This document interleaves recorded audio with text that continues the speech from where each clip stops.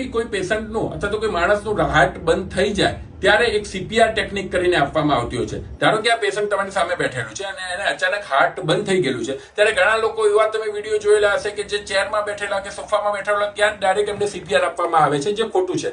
First of all પેશન્ટને તમારે એક સ્ટ્રેટ સરફેસ ઉપર, જે હાર્ડ સરફેસ હોય છે એના ઉપર સુવાડી દેવામાં આવતા હોય છે, જેના લીધે તમને પ્રેશર આપતા ફાવે. સેકન્ડ, એને પહેલા નક્કી કરવું પડે કે કોન્શિયસ છે કે નહીં.